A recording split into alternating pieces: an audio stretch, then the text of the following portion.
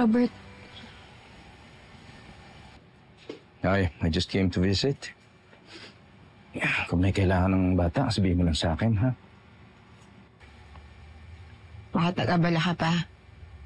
Sana inutusan mo na lang ulit si Tita Honey para kamustahin ako. Let's see. I know you were upset last night. But, ayoko lang magbigay ng kahit na anong signs na magkakabalikan tayo.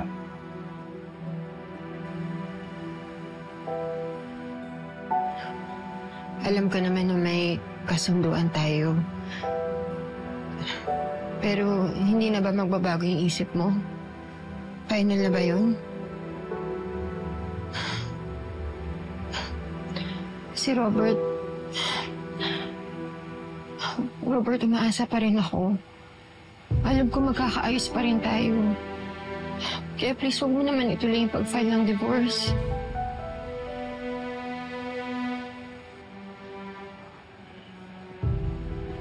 Betsy,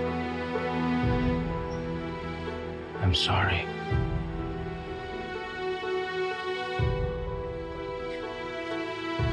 But the sooner you accept, the better.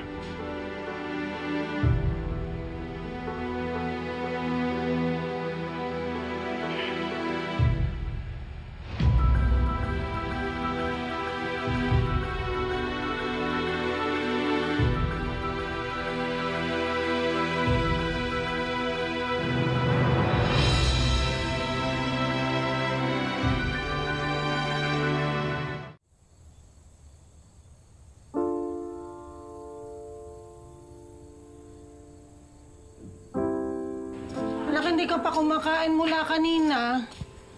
Baka magkasakit ka niyan sa ginagawa mo.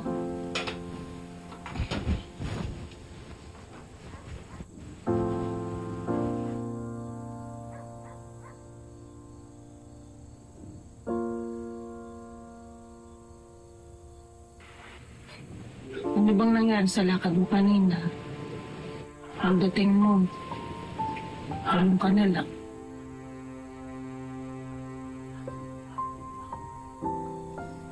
Narinig ko si Gina na eh. Sinabi niya na nagsisisi daw siya na minahal niya ako.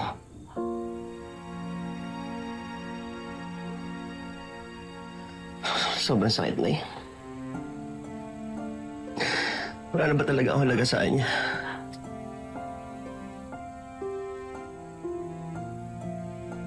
Kailangan mo rin sa Gina. Hindi madaling mabura yung sugat na ginawa mo sa puso mo.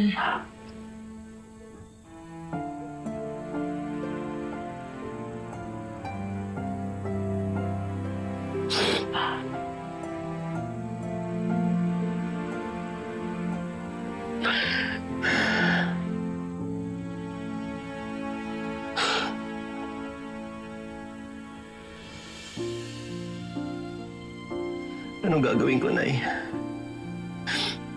Ilalaban ko pa ba? Kahit sumusuko na siya.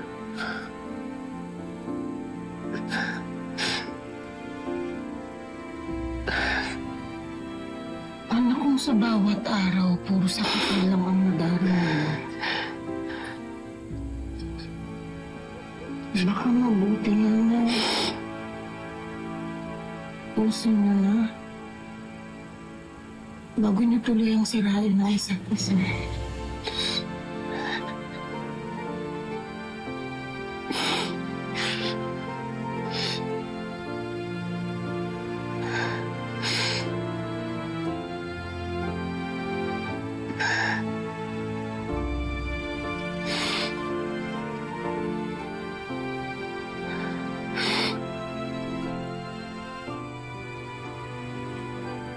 Anak, niwan ko yung ulam sa mesa. Ito mo lang, ha?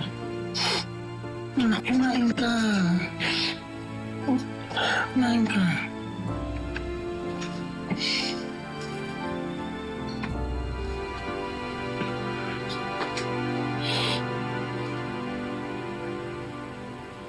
By the authority authorized by the state of New York, I now pronounce you husband and wife. You may now kiss your wife. Mali yung naging umpisa natin. Pareho natin pinilit tong kasal na to. Pero lahat na inakala natin pagkakamali.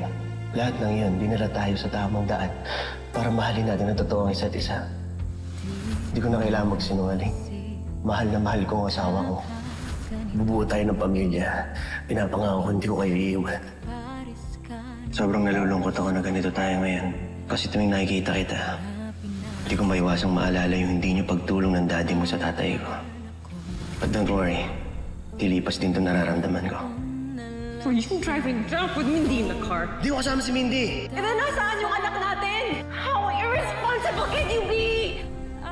Ayok ka! Mahal, pakinggan tayo ako! Pakinggan mo muna ako. Huwag mo kong matawag-tawag naman. Kung mahal mo talaga ako, hindi ka papatag sa ibang babae. Lalong-lalo na kay Betty. Sakit. Every time you were with her, I no longer exist. Wala na rin kahit lahat ng pinagkagagawa mo! Please, nakikiusap ako sa'yo. Nakayaan mo na ako! Umuwi ka na! Tawan mo ko! Hindi na patawarin mo na ako. Lahat gagawin ko mapatawad mo ako. Ano gagawin mo? Oo, sabihin mo lang kung ano gusto mo. Iwan na divorce! Panahon ang sakit na hamang na ginawa. Ayoko nang mahirapan ka, Jean. Anong lunas sa nasirang wala.